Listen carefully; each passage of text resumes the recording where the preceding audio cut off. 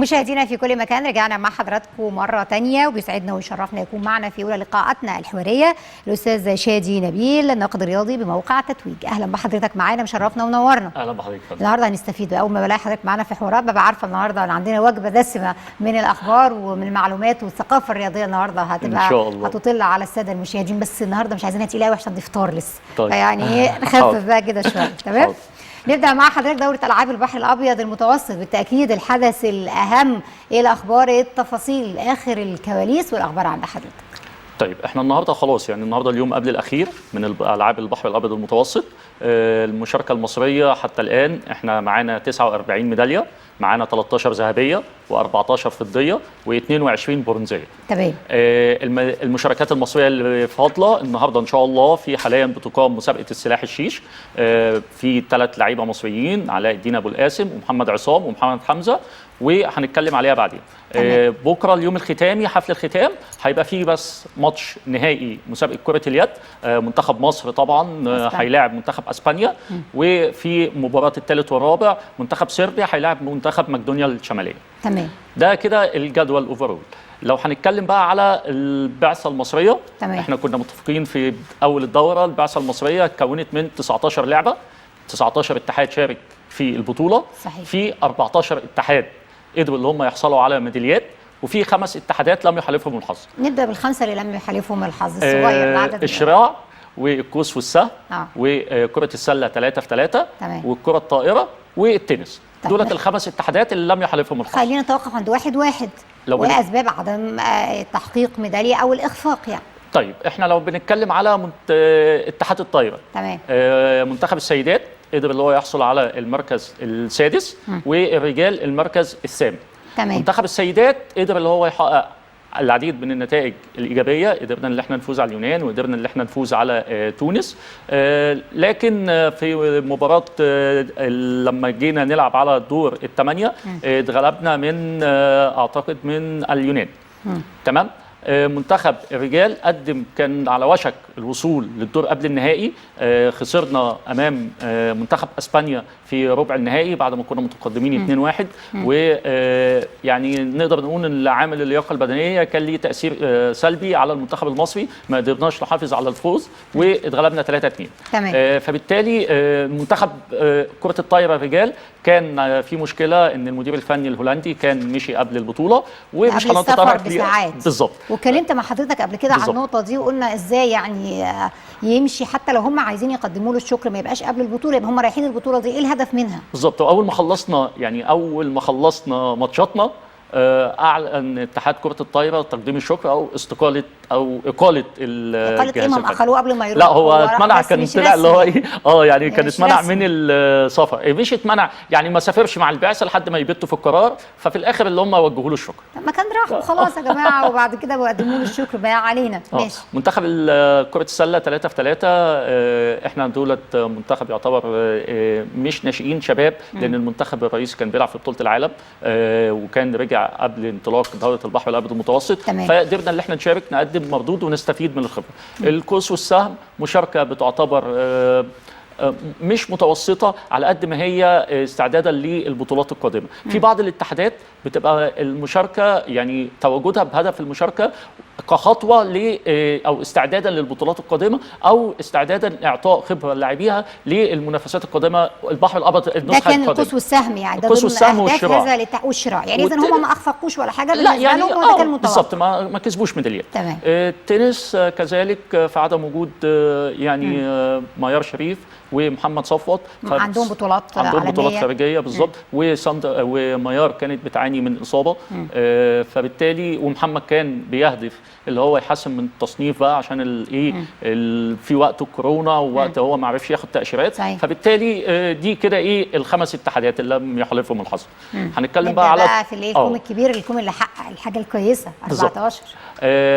هنبتدي لو بنقسمهم اتحاد فيعني خلينا الابرز الاول اللي ما كانش متوقع وحقق انجازات، وده بالنسبه له اضافه بصراحه، واضافه للرياضه المصريه. طيب خلينا نتكلم مثلا اتحاد الريشه الطايره. اول ميداليه في تاريخ مصر كانت عن طريق اللاعبه ضحى هاني، خدت برونزيه فردي السيدات. دي كده اول ميداليه في تاريخ مصر في الريشه الطايره في البحر المتوسط، فده كده يعتبر انجاز يعد تاريخي للاعبه ضحى، نجمه من نجوم اللعبه ونجمه افريقيا وحاجه كده يعني بطله.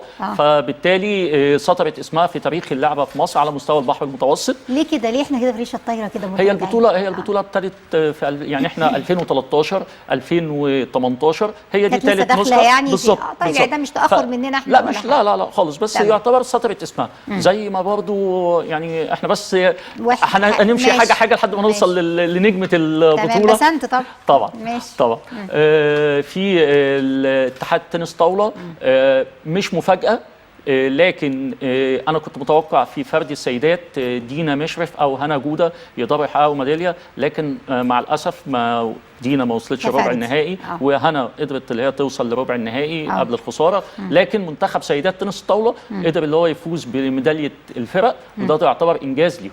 برضو كانوا هم الثلاثه، كان هنا ودينا مشرف ومريم الهضيبي. ومريم الهضيبي مظبوط. فبالتالي دي ميداليه تعتبر انجاز لاتحاد تنس الطاوله، بجانب فضيه عمر عصر اللي كنا نتمناها ذهبيه، وهو كان قادر بشده اللي هو يفوز بالذهبيه بعد ما كان متقدم على بطل اسبانيا، لكن برضو قله التركيز مع ضغط الماتشات. وعلى ذكر عمر عصر ومسابقه تنس طاوله، احب اوجه شكر وتحية تقدير واعتزاز لكل الشعب الجزائري والجمهور الجزائري اللي كان بيساند وبشده كل الالعاب الرياضيه المصريه وكل الابطال. حاجه كده نموذج، وبنهنيهم قبل التنظيم على النتائج الرائعه. الجزائر النهارده محققه 20 ميداليه ذهب، ده اقصى يعني ده كسر الرقم القياسي ليهم. اقصى عدد ميداليات ذهبيه كانوا كسبوها في دوره 2001 في تونس كان 10 ميداليات. حاليا هم 20 ميداليه ذهبيه. شفنا بقى الجماهير ليها عامل السحر ازاي في انجاح منتخباتها وانجاح البطولات اللي بتستضيفها. اهو اكبر دليل الجزائر الشقيقه طبعا، يعني هم ساندوا مصر. ده مصر من اسباب الميداليات اللي حصلت عليها مسانده الشعب الجزائري للمصريين بصراحه. دي مسج او رساله احنا بنوجهها للمسؤولين هنا. احنا داخلين على يعتبر 3 بطولات عالميه، اهمها بالنسبه للجمهور المصري هتبقى بطوله افريقيا لكره اليد. اتمنى ده على طول، ده الشهر ده في شهر 7 يوم 9/7 هتبتدي. منتخب مصر ان شاء الله هيرجع من الجزائر على دخول على المعسكر، نتمنى له التوفيق. وكنت 11 بالظبط ان شاء الله. كنت اوضحت لحضرتك ان يعني علي زين هيخش التاريخ اهو. ابتدينا يعني هيوصل ان شاء الله اللي هو يلعب الفاينل ان شاء الله بتاع كده، نكسب ذهبيه ان شاء الله البحر المتوسط، وان شاء الله نكسب ذهبيه كاس الامم ان شاء الله. اتمنى بس من المسؤولين ان اسعار التذاكر تكون عشان الحضور الجماهيري. يعني احنا شايفين التجربه الجزائريه اهي تكاد تكون التذاكر مجانيه، يعني اسعارها زهيده جدا. عشان كده في اقبال جماهيري في الجزائر غير عادي على الحضور منافسات دوره العاب البحر المتوسط، اللي هي احد اهم اسباب نجاح هذه الدوره هو الحضور الجماهيري. بالظبط، ده كان عامل مهم للبعثه الجزائريه ولجميع البعثات العربيه والتشجيع. انا بس عايز اقول ان من 3 أيام كان في تصفيات كاس العالم لكرة السلة. اتحاد كرة السلة فتح الصالة في برج العرب بدون أي مقابل، بل بالعكس وفر اتوبيسات من عند نادي الاتحاد السكندري في الشاطبي تنقل الجماهير للصاله في برج العرب. فبالتالي كان في حضور جماهيري خلى مصر تظهر بمستوى جيد جدا فنيا. عامل ضغط، وكنت اتكلمت مع لعيبه من الفرق الاخرى المنتخبات الاخرى. طبعا الحضور الجماهيري عامل ضغط عليهم، لان احنا قدرنا نكسب بفارق احنا نفسنا ما كناش متوقعين. فبالتالي الحضور الجماهيري ومساعده منتخباتك ده حاجه من الحاجات المهمه لا جدا. حضروا ازاي من غير لا تذكرتي ولا حجز مسبق ولا حاجه؟ ولا اي رجعنا حاجه لزمان خالص ولا اي حاجه. لان هو في الوقت الحالي هو في حاجتين، يعني في حاجتين. انت من حقك ان انت تكسب، بس من حقك ان انت تحدد اسعار تذاكر في متناول ايد الشعب عشان او الجمهور عشان يحضر لك، لان انت من غير الجمهور هيبقى الموضوع صعب قوي بالنسبه لك. تمام. وبالنسبه للهاندبول طبعا يعني شيء اساسي هيبقى ماتش تونس في الفاينل ان شاء الله. الهاندبول اعتقد حتى عملوا نظام تذكرتي وكان الناس مش يعني اعتقد ان التذاكر هتبقى محجوزه، لو هم فتحوها من دلوقتي هتلاقوها خلاص خلصت. يعني الكره اتمنى على حسب بس على حسب السعر برضه. لا ما هم ان شاء الله يقللوها خلاص اكيد يعني ان شاء الله. فاحنا دلوقتي لو بنتكلم برضه على الاتحادات اللي احنا اتكلمنا عن الرمايه وتنس الطاوله، والرمايه قدرت اللي هي تحقق ميداليه برونزيه لنجم عزمي انا حلبه. بكتب لك احنا كده 3 اتحادات بس لسه ال 14 عشان ما تنساش حد. تمام. ورمايه عزمي محلبه قدر اللي هو يفوز ببرونزيه السكيت.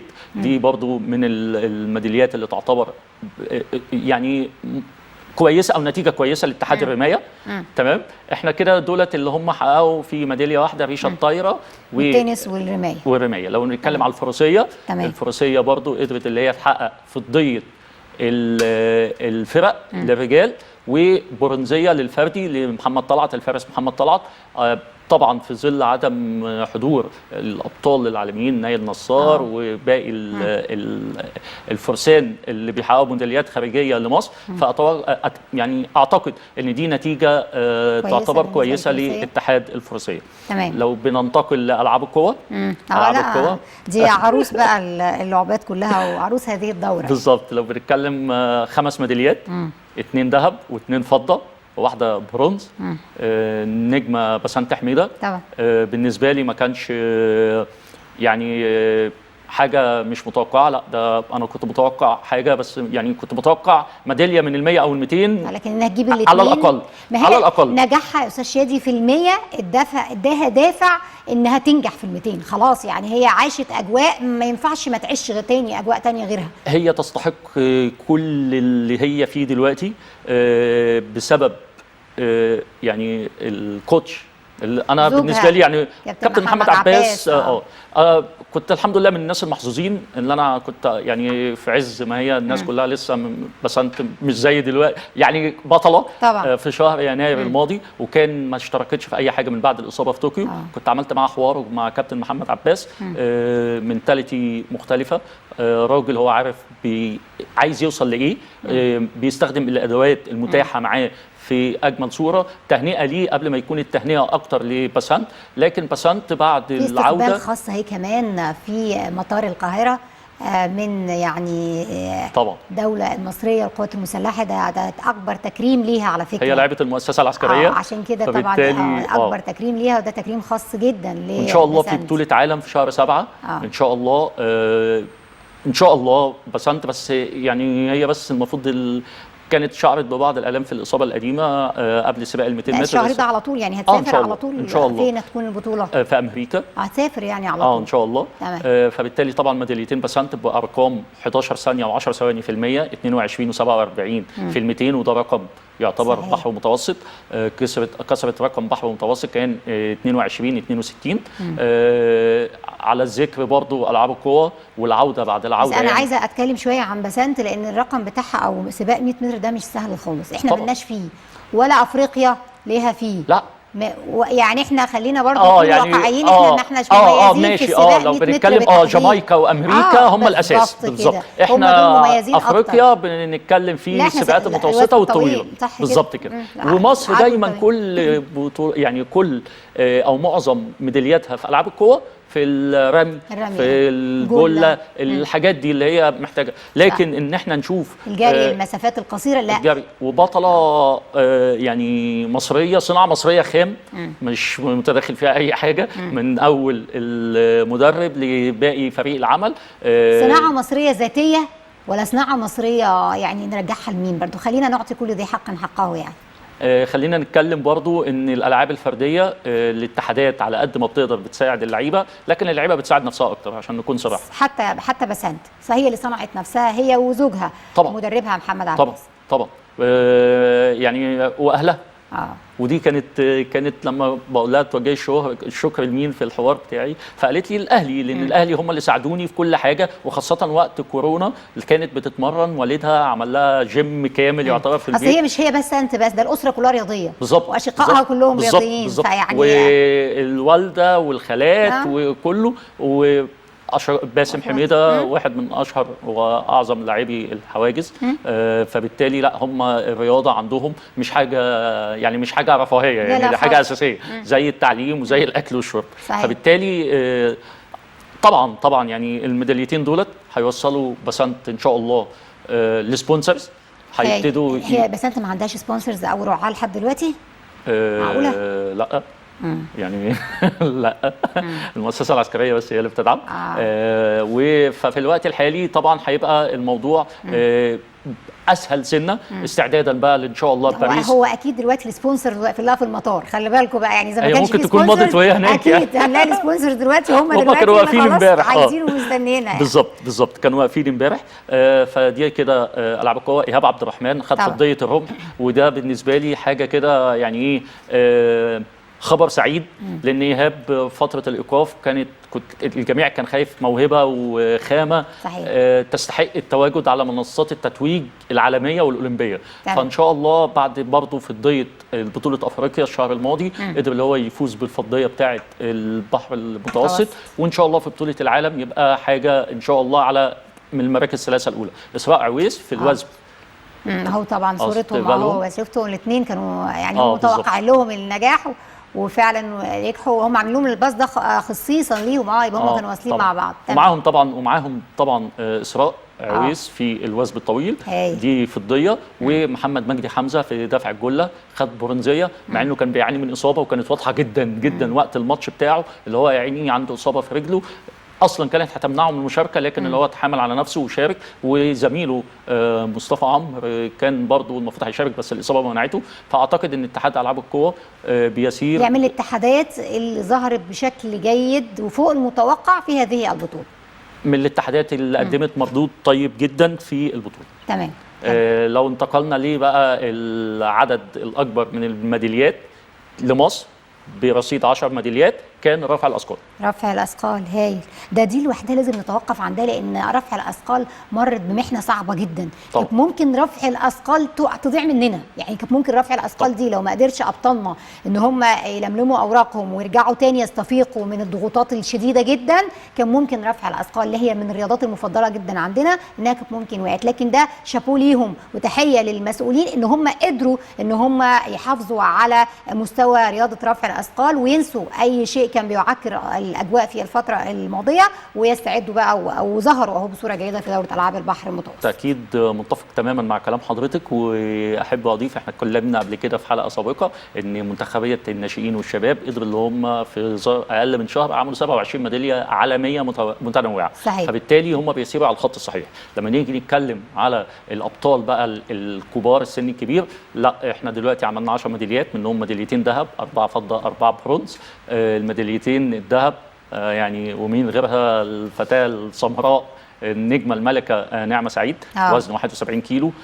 الله اكبر، ربنا يحميها. نعم. ماتيريال وخامه كده عالميه. مش محتاجه اصلا صغيره سنا يعني نعمه من الناشئين. من الناشئين قدرت اللي هي بتفوز في بطوله العالم للشباب، قدرت اللي هي تحقق برضه ذهبيه، بطوله العالم للكبار قدرت اللي هي تحقق ذهبيات ذهبيه وفضيه. فبالتالي بتسير على الخطى صحيح، ربنا يبعد عنها العين شر الاصابات. يعني ال10 الميداليات البنات قد ايه والصبيان قد ايه؟ لو اتكلمنا على البنات احنا البنات 3 ايه 3 بنات يعني البنات 3 ميداليات، البنات 3 ميداليات والشباب 7 والشباب 7. ماشي، المره الجايه نبقى اكتر برضه. لا عايز انا عايز اقول لحضرتك لو احنا بنتكلم يعني لو بنات واولاد ال 13 ميداليه الذهب لمصر هتلاقي فيهم لا بنات يعني 2 نعمه و2 بسنت وفي واحده اللي في ريال اشرف طبعا في الكاراتيه. فبالتالي لا طب احنا نصهم اهو شفت تمام اهو مش تفريغ ولا حاجه والله احنا يعني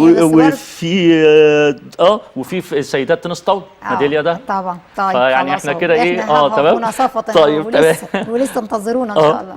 فاحنا برضو لو بنتكلم على الميداليات الفضه في كريم ابو كحله وفي احمد عبد الغني. كريم كان في وزن 89 واحمد كان في وزن 61. تمام.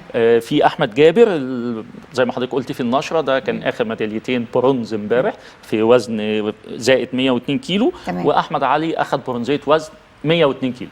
تمام كده فاضل ميداليه بسمه فهيم دي اخذت برونزيه 59 كيلو جرام. هايل. تمام كده. اتحاد رفع الاثقال نتيجه جيده.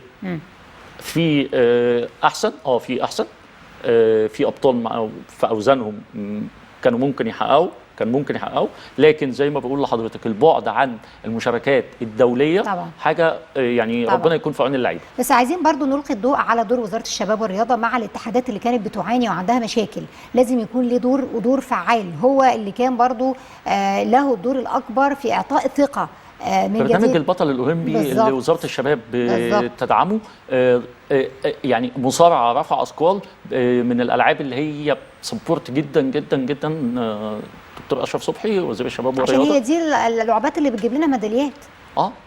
فلازم يبقى فيها يعني في البطولات بعيدا عن يعني بطولات عالم، بطولات بحر المتوسط، بطولات افريقيا اقل حاجه ميداليتين في رفع الاثقال في الميزان. صحيح. في الاولمبيكس بتبقى ميداليه. لكن يعني لو مثلا حد زي السباحه مثلا في الايفنتات. احنا دلوقتي النهارده 13 ميداليه. احنا كان ممكن لو في ابطال من رفع الاثقال قدروا اللي هم يتوفقوا او يحالفهم التوفيق، كنا هنبقى في الميداليات الذهبيه في مكان تاني خالص. تمام. فبالتالي لا انا يعني اتحاد رفع الاثقال نتيجه مرضيه. تمام. بعد رفع الاثقال هنخش على المصارعه. انت فاكر احنا رقم كام؟ احنا رقم كده 7. صح. 7 صح كده. احنا المصارعه فاضل احنا قدرنا نحقق 9 ميداليات ذهبيه، منهم واحده 9 ميداليات متنوعه. تمام. منهم واحده ذهبيه، وقدرنا ان احنا نحقق 2 فضيه و6 برونزيه. الذهبيه كانت للمصارع عمرو رضا في المصارعه الحره. تمام. والذهبيات كان في سمر حمزه وفي شيماء محمد. طب احنا ما قلناش سمر في الذهبيات بقى اللي احنا كنا بنشوف البنات عملوا ايه، ما ضفناش. سمر خدت برونزيه مع الاسف. سمر خدت برونزيه مع الاسف. معلش. واضح ان حضرتك ايوه شفت انا كنت عايزه اضيفها لرصيد البنات الكبار بس. طبعا هي سمر مع الاسف الحظ ما حالفهاش، لكن هي خسرت من امام بطله اولمبيكس وبطله عالم ومصنفه ثالثه. فيعني لا يعني سمر خامه برضو صاحب التاريخ في المصارعه، اول ميداليه عالميه لمصارعه السيدات على مستوى برونزيه بطوله العالم. فبالتالي برضو بس سمر كان صادفها شويه مشاكل مع السبونسرز والكلام ده قبل ما تسافر. فبالتالي ان شاء الله نتوقع في المشاركات القادمه تقدر تقدم مردود طيب وتقدر بقى تحقق بقى الذهب، لان هي من الخامات او البطولات اللي هي لا عندها امكانيات تكسب ذهب على طول. صحيح. على ذكر رفع الاثقال بس عشان نرجع تاني بس حاجه سريعه. طبعا في خبر حزين لكل الشعب المصري، قرار محمد ايهاب البطل الاولمبي بالاعتزال. انا بوجه له فعلا تحيه تقدير وشكر ليه على كل مسيرته، كل البطولات اللي عملها. محمد ايهاب نموذج. مع الاسف الحظ يعني بعد الوزن الخاص بيه اتلغى في باريس وكان ايقاف الاتحاد المصري السبب في عدم خوضه لطوكيو، مع اني كنت عايش معاه حلم حياته كان يحقق، وهو كان مؤهل ليه وبشده يقدر اللي هو يفوز ب. كان ضيف عندنا على شاشه نيل الرياضه لسه كان امبارح، فيعني تحيه خاصه بالظبط. طبعا محمد يعني بس هو مش هيروح بعيد يعني، هو مستمر برضه في المجال. تم اختياره كمدرب ضمن برنامج البطل الاولمبي، ومين غيره يقدر يدرب اللعيبه.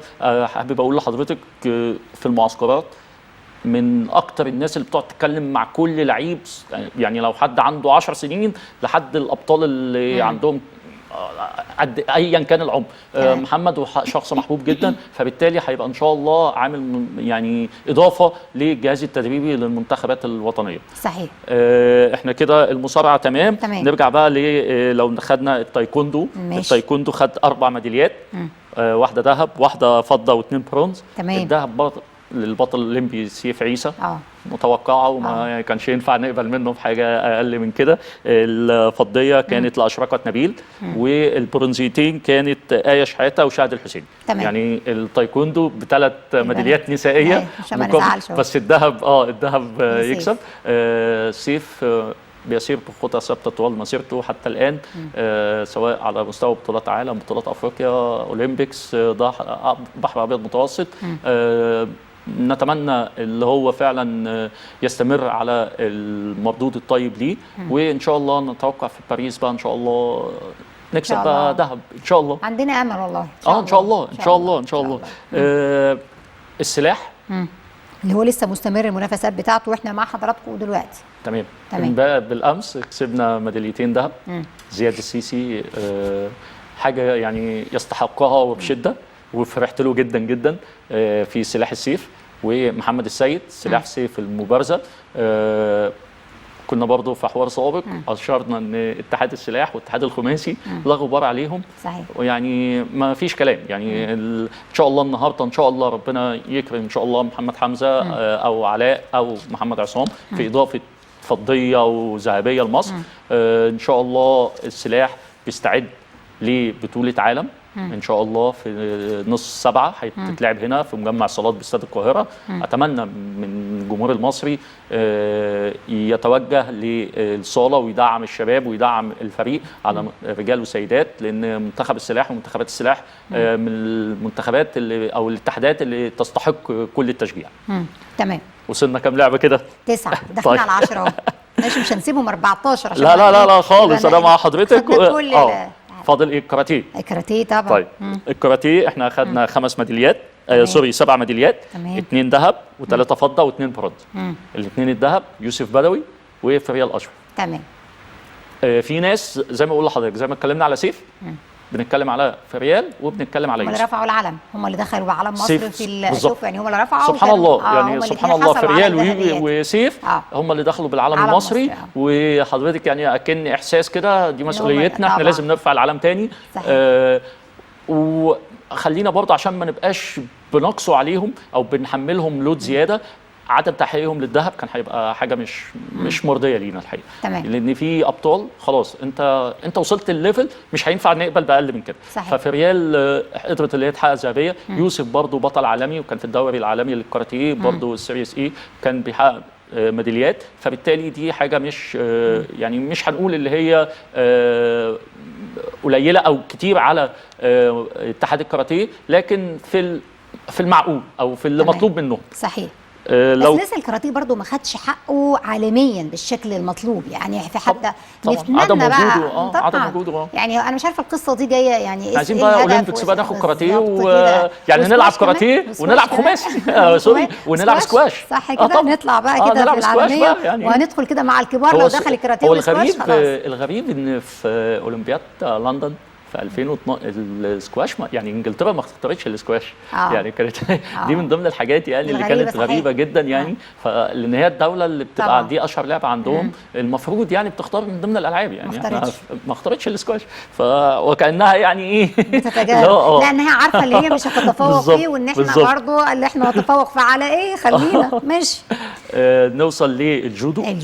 تمام. الجودو قدر اللي هو محمد عبد الموجود يكسب ذهبيه وزن 66 كيلو جرام. تمام. فهو الجودو شارك ب2 لعيبه جاب ذهبيه، فبالتالي دي مشاركه مرضيه لاتحاد الجودو. الملاكمه قدرت اللي هي تفوز ب4 ميداليات، واحده ذهب و3 برونز. الذهب كانت ليسرى حافظ، ده كان في وزن 91 كيلو جرام.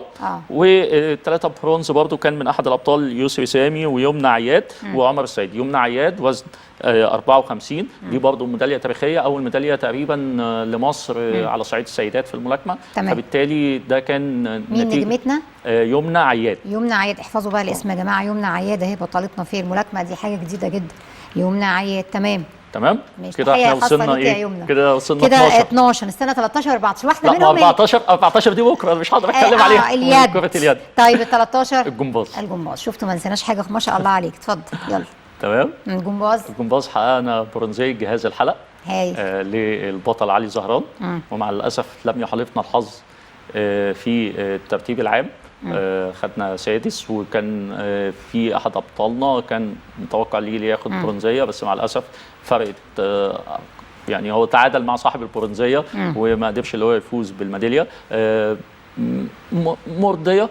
مرضيه يعني، بس كنت اتوقع ممكن ميداليات اكتر من اتحاد الجمباز. ميداليه وحيده برونزيه الى حد ما تبقى نتيجه مرضيه، لان برضو بص حضرتك الاستعداد كلنا بنستعد وبنبقى في كامل استعدادنا. يوم الماتش ده بتبقى حاجه مختلفه بقى يعني، ما بين نفسيا، ما بين ضغوط، ما بين ايه اللي هيحصل، ما بين الاجواء.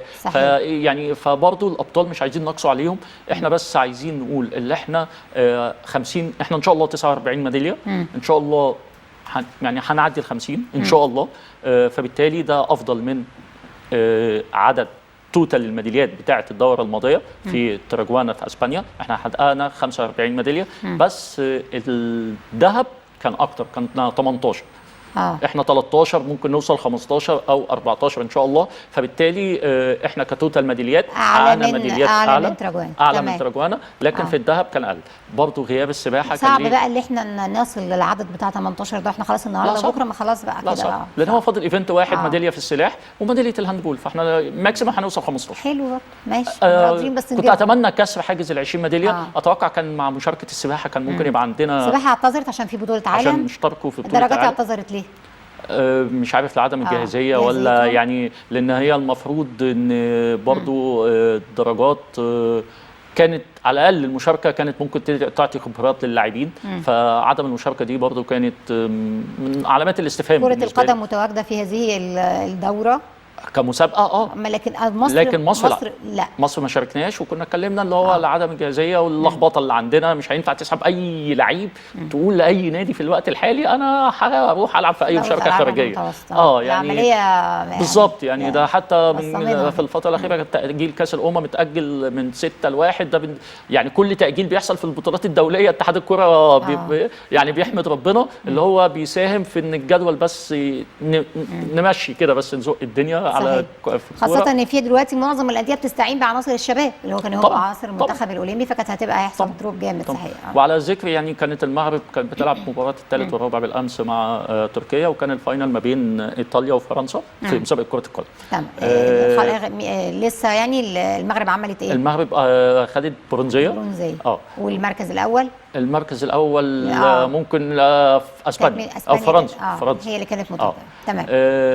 ده كده ملخص طب احنا عندنا لسه اخر الاحداث او احداث المسابقات اللي احنا كنا يعني بنلعب فيها دلوقتي. ممكن السلاح يا جماعه لو تبقى على الشاشه معانا اهو. محمد عصام خسر من بطل ايطاليا 2-5، خسر من بطل اسبانيا 2-5، فاز على بطل كرواتيا 5-3، او فاز على بطل الجزائر كمان اهو. دي بطلنا محمد عصام.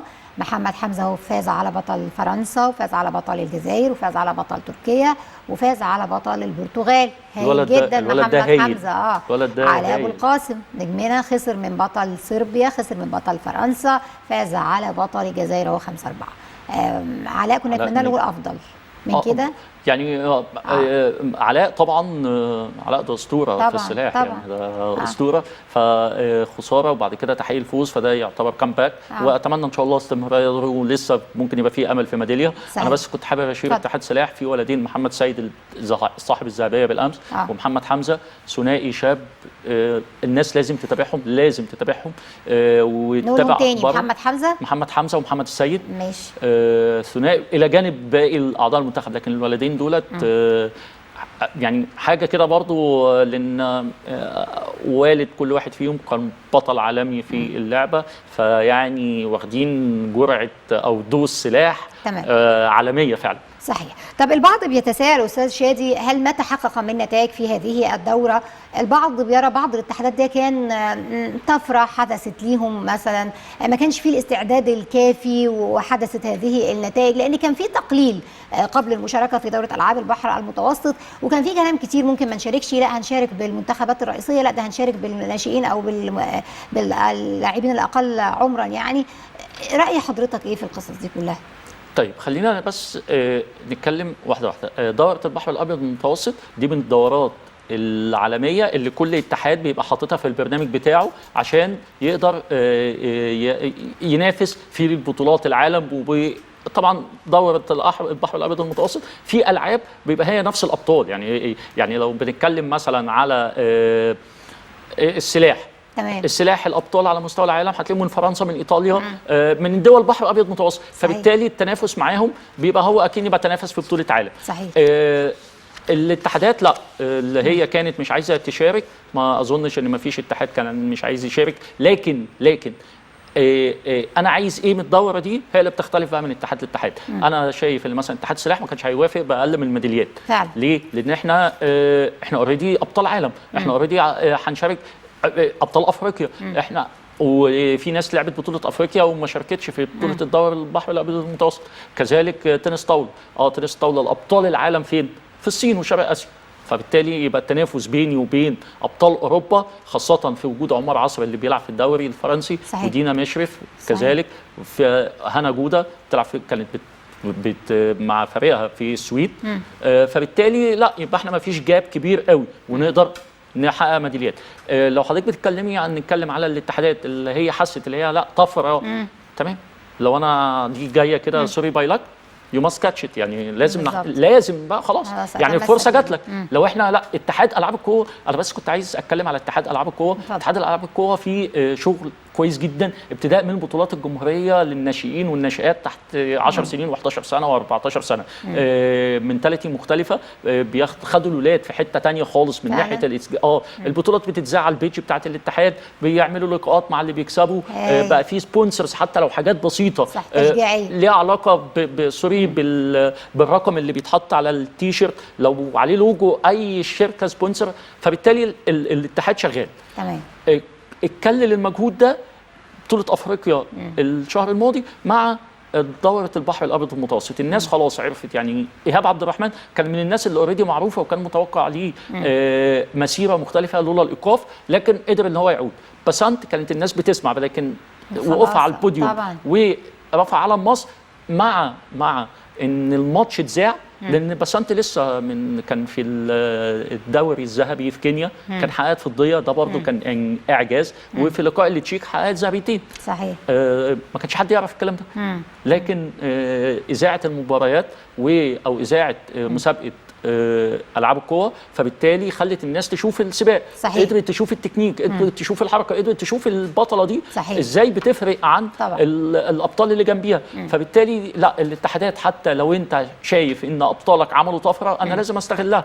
رفع الاثقال لازم تستمر، التايكوندو والجودو والكاراتيه لا، هم اوريدي دي ماشيه في المسيره بتاعتهم. صحيح. اتمنى بقى من اتحاد كره الطايره لان ما ينفعش مصر تبقى غايبه عن بطولات العالم او بطولات افريقيا، سواء على صعيد الرجال او السيدات، او الاحداث اللي شفناها في الاخر دي عليها علامات استفهام كتيره، لابد من في وقفه جاده مع المسؤولين. طيب، مش معقول نتكلم على 13 اتحاد وال14 اللي عندنا امل كبير في الذهبيه، مباراه مصر واسبانيا. يلا، ايه الاخبار، ايه التفاصيل، ايه التوقعات؟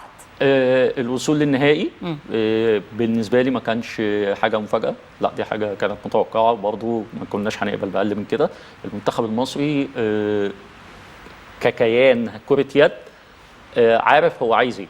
خلاص احنا وصلنا للعالميه. اسبانيا رايحه بكامل نجومها ولا اسبانيا بكامل النجوم؟ طب ده المباراه صعبه، واتوقع ان شاء الله المنتخب المصري هيكسب ان شاء الله الذهبيه. المنتخب في كامل استعداده وكامل تركيزه، الجهاز الفني بيعد اللاعبين.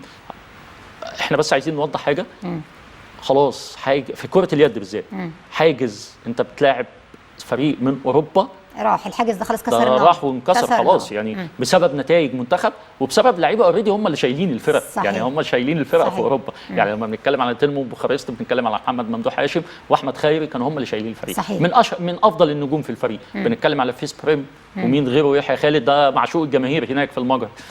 برشلونه كان علي زين متواجد وكسبان 6 بطولات. فبالتالي خلاص الحاجز النفسي، يحيى الدرع طبعا، وفي وجود الايقونه احمد الاحمر، مع وجود 2 من افضل الحراس، كريم هنداوي، محمد عصام الطيار. الطيار بيلعب في المانيا في كيل. فبالتالي لا، احنا ليه نحلم بالذهب؟ ده الطموح اصلا زاد. احنا عايزين نذهب بطوله عالم، عايزين نقف على البوديوم في الاولمبيكس. فلا، كره اليد ده اتحاد على جميع نشاطاته او جميع منتخباته، سواء مواليد 2002 2004 ولاد، او 2002 و2004 بنات، اللي هم هيلعبوا بطولات عالم. اتمنى بس يعني خلاص انت عندك القاعده اهي، نفسي نعمل منتخب سيدات لكره اليد. يعني منتخب سيدات كره اليد ده مطلب، خلاص انت جالك اجيال كتير ما استغلناش. تمام، لكن انت دلوقتي بتتكلم في جيلين من افضل الاجيال. يعني يعني جيل مع كابتن رامي وجيل مع الدكتور محمد فرغلي، المدربين الفنيين ل 2002 و2004. فبالتالي انت ابني بقى على كده، ولازم تعمل منتخب كره يد يشارك في المحافل الافريقيه، وبالتالي هيشارك في المحافل الدوليه. مش لازم طبعا اقول ان انا لما ابتدي اعمل يعني انشئ الفريق او اكون الفريق دلوقتي اكيد مش هكسب بطوله افريقيا. يعني اتارجت بقى ان انا اخش دور ال8، اخش قبل النهائي، يبقى في بلان. هي دايما في الرياضه، دايما في اي بزنس بيبقى فيه لونج تيرم وشورت تيرم. شورت تيرم ده للحاجه اللي هي الجاهزه. يعني منتخب كره اليد اقدر اقول على الشورت تيرم انا عايز اكسب الرجال، اكسب بطوله افريقيا، وبالتالي اقدر اكسب. لكن اللونج تيرم دي بتبقى عايزه بلان كامله يعني. طبعا اجنده على المدى الطويل. طيب، قبل ما اختم مع حضرتك بقى سؤالي الاخير، بنسبه كام دوله الجزائر نجحت في تنظيم هذا الحدث الرياضي الكبير بمختلف العناصر اللي بتساعد على النجاح؟ نسبه كام؟ لو بنتكلم بنسبه تفوق 90%. كان في كان في مشكله في الموقع الخاص بالبطوله مع اول الايام. كان بنلاقي صعوبه احنا كصحفيين او في الميديا في مصر اللي احنا نبقى متابعين النتائج، فكنا بندور من كذا سورس. لا في اول 3-4 ايام او اول يومين المشكله دي كانت ظاهره، ابتدت تتحل، ابتدت يبقى الابديتد خلاص، الويب سايت ابديت، الابلكيشن ابديت. الحضور الجماهيري طبعا كان هايل. كان عندهم مشاكل لما كنت بتابع البيجز بتاعت الجزائريه في حوار التذاكر برضو، عندهم هناك تذكرتي برضو، فعندنا نفس المشاكل. لكن على المستوى التنظيمي الحمد لله ما كانش فيه مشاكل. ما كانش فيه حتى لما بتحصل اصابات جوه الملاعب كان بيبقى الجهاز يعني طبيا كله الاقامه ما سمعناش ان في مشاكل في الاقامه، يعني عكس مثلا كاس افريقيا في الكاميرون كنا بنلاقي ناس بتنزل بوستس وكلام، لكن لا الحضور الجماهيري طبعا كان مميز. تشجيعهم تاني بكرر شكري ليهم وشكر كل الجمهور المصري للشعب الجزائري، لان وكمان يعني لقطه عمر عصر وسيف عيسى وقوفهم على وهم بيستلموا بالعلمين المصري والجزائري، ده يعني حاجه بسيطه ليهم ويستاهلوا فعلا كل التشجيع وكمان فنيا ده واخدين مركز رابع لحد دلوقتي، يعني طبعا. ما شاء الله كمان تنظيميا وفنيا 10 على 10 لشعب الجزائر الشقيق. كل التحيه والتقدير ليهم، ودايما يكونوا مميزين، واحنا كمان فرحانين ليهم جدا على هذا التميز سواء كان في التنظيم او في النواحي الفنيه. استاذ شادي انا ببقى مبسوطه جدا مع حضرتك، لان فعلا ببقى يعني خارجه من هذا اللقاء عندي كم من المعلومات يكفيني شغل اسبوع. انت بتفيدني انا شخصيا، فبجد انا سعيده جدا، واكيد كمان كل مشاهدينا كمان استفادوا من خلال هذه الوجبه. هي دسمه شويه على الصبح بس معلش كنا محتاجينها. استاذ شادي نبيل الناقد الرياضي بموقع تتويج، اشكرك شكرا جزيلا، شرفتنا نورتنا، كنت ضيف عزيز علينا. متشكر جدا لحضرتك فندم. شكرا. مشاهدينا الكرام ده كان لقاءنا الحواري الاول، يا رب حضراتكم تكونوا استفدتوا منه، لكن خليكم معانا فاصل باذن الله ونروح مع حضراتكم لكرة القدم معشوقة الجماهير واخر الاخبار والتفاصيل.